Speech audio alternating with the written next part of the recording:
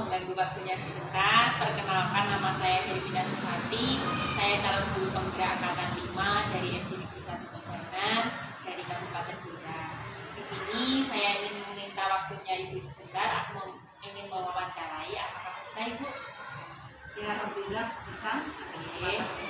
Oke, ini tentang tugas dari modul 3.1 demonstrasi kontekstual Ibu tentang pengambilan keputusan.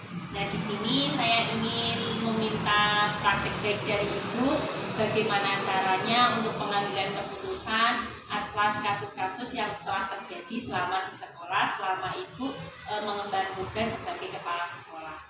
Ibu, saya mulai nggih. Pertanyaan yang pertama, selama ini bagaimana Ibu dapat mengidentifikasi kasus-kasus yang merupakan dilema etika atau rujukan moral itu? Untuk mengidentifikasi kasus dilema etika atau rujukan moral ya, yaitu dengan memastikan bahwa masalah itu kita hadapi memang benar-benar berhubungan dengan aspek moral, kemudian bukan hanya sekedar masalah yang berhubungan dengan sopan santun dan norma sosial. Itu harus diidentifikasikan yang keduanya itu. Terus dengan cara apa bisa dan untuk mengidentifikasikan itu dengan cara yaitu mencari alternatif, kemudian memilih alternatif tersebut, sehingga alternatif yang diambil akan memaksimalkan nilai-nilai etis, maksudnya ya, kalau berkaitan dengan etis yang terpenting sekaligus mencapai tujuan yang diharapkan. Itu cara mengidentifikasinya. Terima kasih, Ibu. Yang selanjutnya, Ibu, selama ini bagaimana Ibu menjalankan pengambilan keputusan di sekolah Ibu, terutama untuk kasus-kasus di mana ada dua kepentingan yang sama-sama benar dan sama-sama mengandung nilai kebajikan? Itu saya ambil dengan langkah ada 10 langkah ada 10 langkah ini. Yang pertama yaitu menentukan sifat situasinya. Menentukan sifat situasinya. Itu mungkin tahu penjelasannya banyak nggak? Apa perlu dijelaskan ya? Itu kan. Nanti kemudian yang kedua itu memperjelas fakta-faktanya. Yang ketiga mengidentifikasi pihak-pihak yang terlibat. Jadi semua pihak yang terlibat itu kita panggil gitu, sehingga kita bisa memastikan kebenaran dan tidak. Kemudian yang keempat ya, memikirkan beberapa opsi tindakan. Ini bukan hanya 1-2 opsi saja, tapi ada beberapa opsi yang harus kita jalankan. Yang kelima, mengevaluasi opsi-opsi tersebut dengan menggunakan pendekatan etika tadi. Nah, pendekatan itu harus berbeda. Antara kasus yang satu dengan yang lain kan tidak sama ya, ini harus berbeda seperti itu. Yang keenam yaitu memilih opsi yang terbaik disesuaikan dengan masalah etikanya yang baik. Maksudnya. Yang menjelaskan pilihan yang diambil. Seperti tadi karena kasusnya itu bermacam-macam, sehingga pilihan apa yang cocok untuk menyelesaikan etika dilema etika. Yang kedelapan yaitu menentukan cara mengimplementasikan opsi tersebut.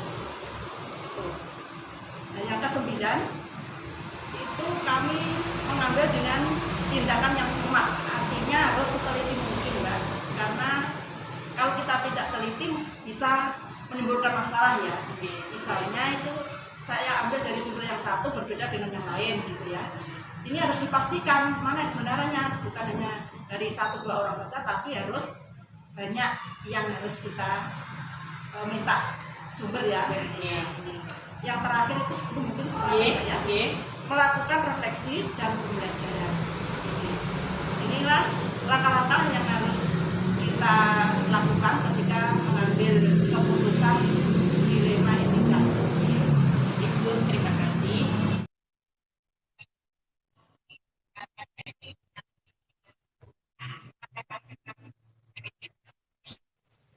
Begini Bu, ini ada sebuah kasus nih saya contohkan juga di kegiatan ini adalah ketika saya harus memutuskan permasalahan yang dialami oleh guru saya.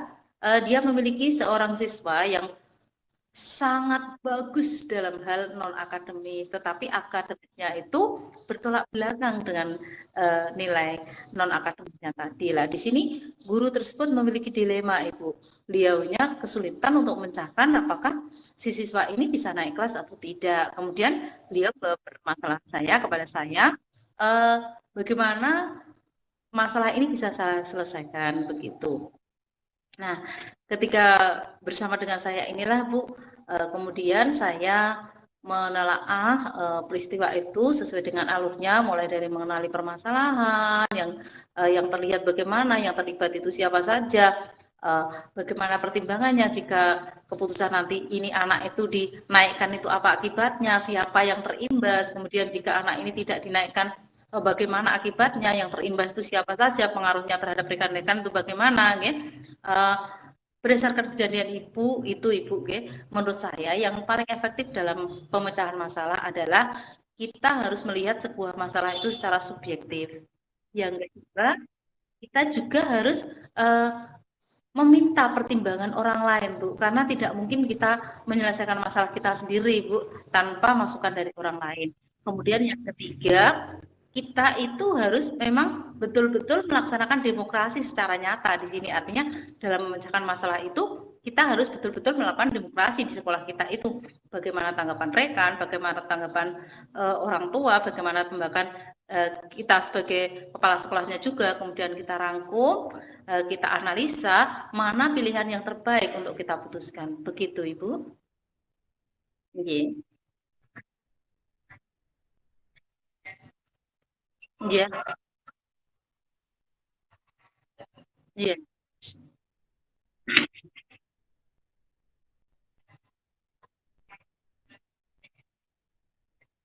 Yang saya alami tantangannya hanya satu, Bu, perasaan tidak nyaman, apalagi ketika salah mengambil keputusan ya, Bu ya. Berarti kita di situ sudah merugikan orang lain. Nah, masalah perasaan ini, Bu, karena pandangan kita itu belum tentu sama dengan orang lain. Cara pandang kita terhadap satu permasalahan itu tidak sama. Makanya di sini tadi saya tekankan, Bu, supaya kita nyaman juga di akhirnya, maka kita perlu melakukan musyawarah, masukan dari semua rekan guru, pihak terkait, supaya keputusan kita nanti memang betul-betul tidak menyakiti perasaan dari pihak-pihak terkait, semua bisa menerima dengan legolilowo, kemudian kita anggap kita bisa menghasilkan satu keputusan yang win-win solution, Bu ya. Jadi semua pihak merasa nyaman menghasilkan keputusan tersebut. Begitu Ibu?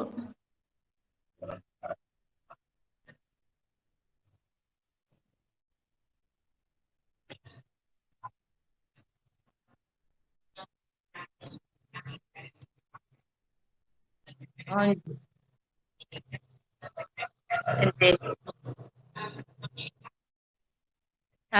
Bu. Kalau untuk menyelesaikan masalah itu, Bu, biasanya saya tidak memiliki jadwal khusus, Bu, tetapi saya lebih menganalisa, artinya melakukan penyelesaian masalah itu dengan langkah-langkah tertentu. Setelah memang saatnya kita mengambil keputusan, baru kita lakukan pengambilan keputusan dengan cara musyawarah, seperti Ibu. Jadi tidak ada waktu khusus atau jadwal secara berkala atau ketika kita menyelesaikan masalah, ada masalah langsung selesai begitu tidak, Bu. Jadi kita tunggu, memang ada waktunya, kita selesaikan menurut alur yang ada, dan kalau sudah sesuai alurnya baru kita mengambil keputusan bersama. Yang tadi, Bu, yang win-win solution tadi, ngoten.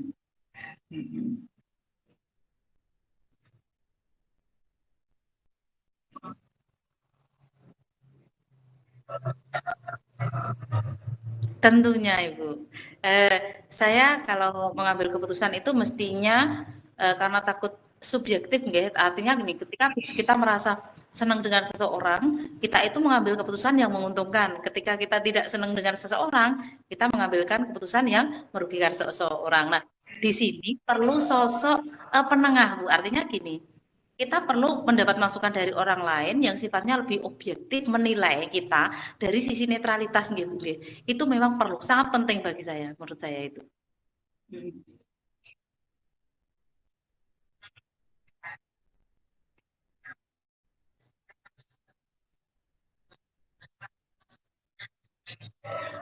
Dari pembelajaran tadi yang saya ambil itu ada dua, Bu. Yang pertama adalah komunikasi yang baik, Bu. Jadi dalam setiap permasalahan, jika kita bisa berkomunikasi baik dengan semua pihak yang terkait, kemudian semua mengerti, semua sesuai dengan jalur alur-alur yang ada, saya rasa penyelesaian masalah itu akan sangat mudah, gitu, tidak terlalu berbelit-belit. Kemudian yang kedua adalah kolaborasi dan kerjasama, Ibu. Dengan kolaborasi dan kerjasama semua pihak yang terkait, permasalahan ini akan selesai dengan baik juga, Bu. Ini pentingnya kita, Bu. Jadi ada komunikasi, ada kolaborasi yang baik juga. Yang ketiga adalah pertimbangan-pertimbangan tertentu yang tetap kita menempatkan manusia itu sebagai sosok manusia, artinya kita harus betul-betul menghormati orang lain dan menjaga perasaan beliau dengan keputusan yang kita ambil ini tadi, Bu. Istilahnya, saya istilahnya ya, memanusiakan manusia, nek basa Jawa niku nggih ngewongke wong itu Bu, yang mesti gitu. Nggih, betul itu Bu.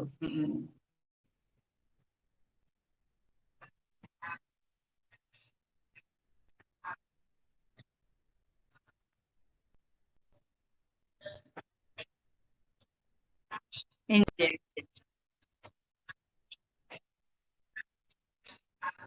Ya. Nggih. Nggih, terima kasih Ibu, sama-sama. Assalamualaikum. Iya. Waalaikumsalam warahmatullahi wabarakatuh.